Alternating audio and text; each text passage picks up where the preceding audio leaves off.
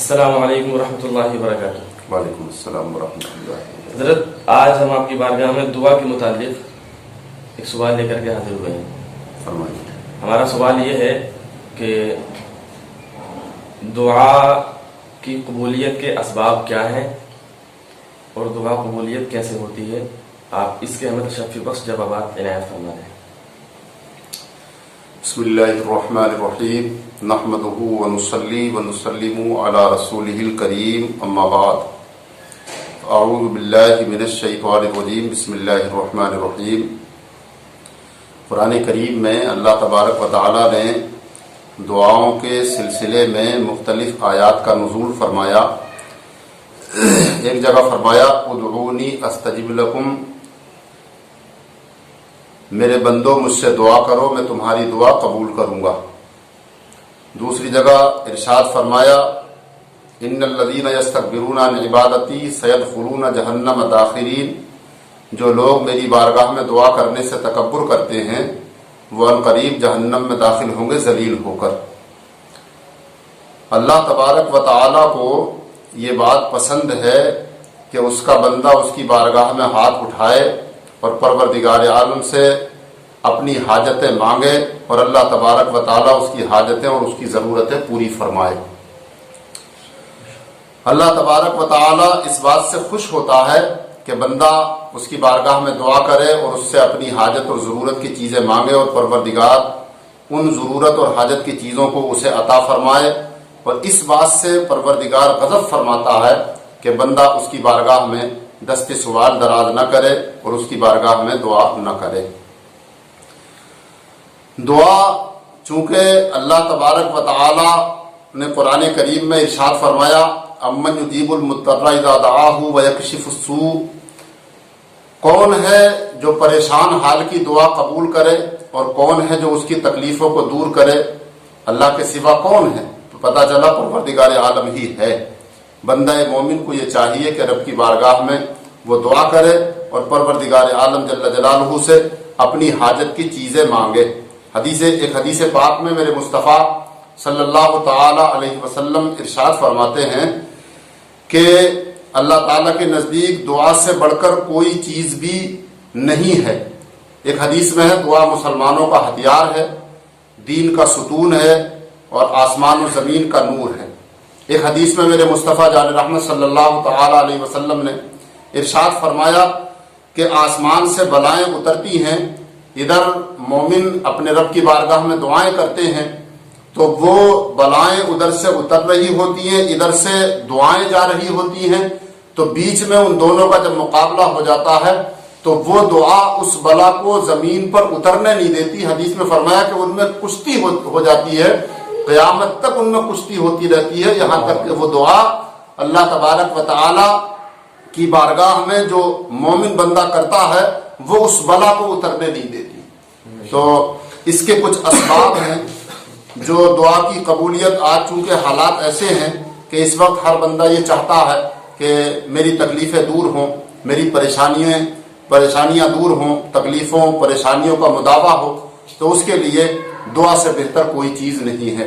اب بندہ یہ چاہتا ہے کہ وہ کون سے اسباب ہیں کہ جن کے ساتھ دعا کی جائے تو اللہ تعالیٰ اس دعا کو قبول فرمائے اور میری تکلیفیں اور پریشانیاں دور ہوں۔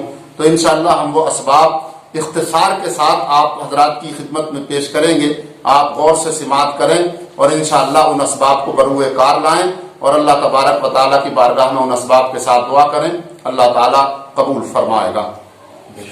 سب سے پہلی بات یہ کہ جب بندہ دعا کرے تو اپنے دل کو دوسروں کے خیالات سے پاک کرے، کیونکہ دل جو ہے اللہ تبارک و تعالیٰ کی خاص تجلی کا مرکز ہے۔ بندہ مومن کا دل، مولا فرماتا ہے، اللہ کے حبیب سرور کائنات صلی اللہ علیہ وسلم ارشاد فرماتے ہیں، صحیح مسلم کتاب البر والصلہ میں ہے، ان اللہ لا ينظر الى صورکم، اللہ تعالیٰ تمہاری صورتوں و اموالکم اور تمہارے مالوں کو نہیں دیکھتا ہے، ولکن ينظر الى قلوبکم و اعمالکم، اللہ تعالیٰ تمہارے دلوں اور تمہارے اعمال کو دیکھتا ہے۔ دوسرا سبب اور دوسری شرط یہ ہے کہ بدن، لباس، مکان صاف ستھرے ہوں، کیونکہ اللہ تعالیٰ صفائی ستھرائی کو پسند فرماتا ہے۔ جو ہے 5ویں بات یہ ہے کہ دعا سے پہلے کوئی نیک عمل کر لے کہ خدا کریم کی رحمت اس کی طرف متوجہ ہو جائے. خصوصاً اس سلسلے میں بزرگوں نے فرمایا ہے کہ صدقہ دے لے کہ اس سلسلے میں پوشیدہ صدقہ جو ہے بڑا اثر رکھتا ہے. 6ٹھی بات یہ ہے کہ جن کے حقوق اس کے ذمہ ہوں انہیں ادا کرے یا ان سے معاف کرا لے. 7ویں یہ ہے کہ کھانے پینے، لباس اور کمائی میں حرام سے احتیاط کرے کہ حرام کھانے والا اور حرام کرنے والے کی دعا اکثر رد ہو جاتی ہے. اپنے کھانے پینے، دعا کے آداب میں سے یہ بات بھی ہے کہ انسان کی کمائی حلال ہو. اللہ کے حبیب سرور کائنات صلی اللہ تعالی علیہ وسلم نے حضرت سعد سے فرمایا کہ اے سعد، اگر تم یہ چاہتے ہو کہ تمہاری دعا رب کی بارگاہ میں قبول ہو تو اپنی کمائی کو پاک کرو. اپنی کمائی کو پاک کرو کہ پاک کمائی کے ساتھ اللہ تبارک و تعالی دعائیں قبول فرماتا ہے. جس کا لقمہ حلال ہوگا، رزق حلال ہوگا، اس کی دعا یقیناً قبول ہوگی. دعا سے پہلے گزشتہ گناہوں سے توبہ کرے. جو اس نے گناہ کیے ہیں ان گناہوں سے توبہ کرے. ایک شرط یہ بھی ہے کہ وقت کراہت نہ ہو تو 2 رکعت نماز خلوص دل سے پڑھ لے کہ یہ دعا کی قبولیت کا سبب ہے اور اللہ کی نعمت ملنے کا ذریعہ ہے. حضرت دعا کے وقت باوضو قبلہ رو مؤدب دوزانوں بیٹھے بلکہ گھٹنوں کے وقت کھڑا ہو کر دعا کرے تو یہ اور زیادہ بہتر ہے کہ اللہ تبارک و تعالی اس طرح بیٹھنے والوں کی دعائیں جلد قبول فرماتا ہے. ظاہری بدن سے عاجزی اور انکساری کا اظہار ہو اور دل بھی رب کی طرف حاضر ہو، کیونکہ جس کا دل کسی اور کی طرف لگا ہوا ہوتا ہے اللہ تعالیٰ اس کی دعا قبول نہیں فرماتا. بیان کرتے ہیں کہ موسیٰ علیہ السلام ایک شخص کے پاس سے گزرے جو دعا کرتا تھا، دعا کر رہا تھا اور اپنی دعا میں گڑگڑا رہا تھا. یہ دیکھ کر حضرت موسیٰ علیہ السلام نے کہا الہی اگر میرے پاس اس کی حاجت ہوتی تو میں پوری کر دیتا. اللہ تعالیٰ نے حضرت موسیٰ علیہ السلام کو وہی فرمائی کہ اے موسیٰ میں تم سے زیادہ اس پر رحم کرنے والا ہوں، مگر وہ مجھے پکارتا ہے اور اس کا دل اپنی بکریوں کے پاس ہے. پکارتا مجھے، دل اپنی بکریوں کے پاس ہے اس کا، اور میں کسی ایسے بندے کی دعا قبول نہیں کرتا جس کا دل میرے علاوہ کسی اور کے پاس ہو. حضرت موسیٰ علیہ السلام نے اس شخص کو یہ بات بتائی تو اس نے پھر خلوص دل کے ساتھ یعنی اپنے دل کی پوری توجہ رب کی طرف لگا کر جب دعا کی تو اللہ تبارک و تعالیٰ نے اس کی دعا قبول فرمائی. تو ایک یہ کہ دل بھی رب کی طرف حاضر ہو جب دعا کرے. اللہ تعالیٰ کیونکہ ایک حدیث میں فرمایا کہ اللہ تعالیٰ غافل دل کی دعا قبول نہیں فرماتا ہے. لہذا مومن کو یہ چاہیے کہ ان اسباب کو بروئے کار لائے اور ان اسباب کے ساتھ دعا کرے. اگر کسی کا حق آتا ہو تو اس حق کو سب سے پہلے ادا کرے اور دعا کرنے سے پہلے درود شریف پڑھے کہ یہ بھی جو ہے حدیث پاک میں فرمایا کہ دعا جو ہے طائر یعنی پرندہ ہے اور درود شاہ پر کا مطلب کیا ہے؟ یعنی پرندے کا وہ بڑا پر جس کے ذریعے وہ اڑا کرتا ہے. تو ظاہر ہے کہ جب پرندے کا پر ہی نہیں ہوگا تو وہ اڑے گا کس چیز سے؟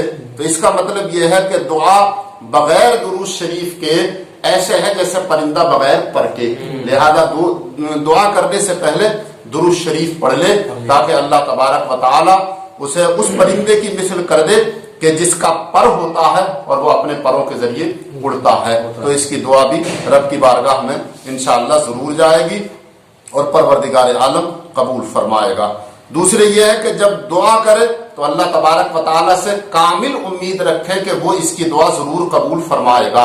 بندہ جب اللہ تبارک و تعالیٰ فرماتا ہے انا عند ظن عبدی، میں اپنے بندے کے گمان کے ساتھ ہوں، بندہ میرے ساتھ جیسا گمان رکھتا ہے میں اس کے ساتھ ویسا معاملہ کرتا ہوں. لہذا رب کی بارگاہ میں یہ یقین رکھے کہ میری دعا میرے رب کے سوا کون قبول کرنے والا ہے. لہذا رب سے دعا کرے اور یہ یقین رکھے کہ وہ دعائیں قبول فرمائے گا. دعا کی قبولیت میں جلدی نہ چاہے، اس لیے کہ کبھی پروردگار عالم جل جلالہ بندے کی دعا جلد قبول فرماتا ہے، کبھی اس کی دعا دیر سے قبول فرماتا ہے.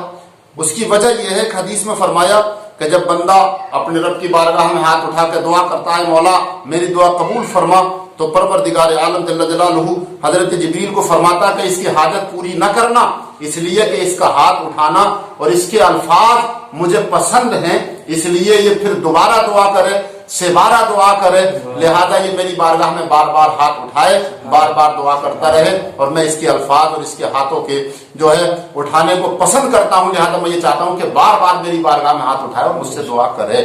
لہذا دعا کی قبولیت میں جلدی نہ چاہے، بلکہ اللہ تبارک و تعالیٰ سے دعا کرتا رہے، کبھی نہ کبھی وہ دعا قبول ہوگی۔ حضرت ابراہیم خلیل اللہ علیہ السلام کی دعا جو آپ نے اللہ کے حبیب سرور کائنات صلی اللہ علیہ وسلم کے بارے میں فرمائی تھی، وہ کئی ہزار برس کے بعد قبول ہوئی، اور اللہ تبارک و تعالیٰ نے ہزاروں برس کے بعد اب اپنے محبوب کو اس دنیا میں جلوگر فرمایا۔ لہذا دعا کی قبولیت میں جلدی نہ کرے اور اپنے رب سے امید رکھے کہ وہ اپنے بندوں کی دعائیں قبول فرماتا ہے۔ رب کریم کی بارگاہ میں دعا ہے کہ مولا کائنات مجھے آپ سب کو عمل کی توفیق عطا فرمائے، وما علینا الا البلاغ المبین۔ سبحان اللہ۔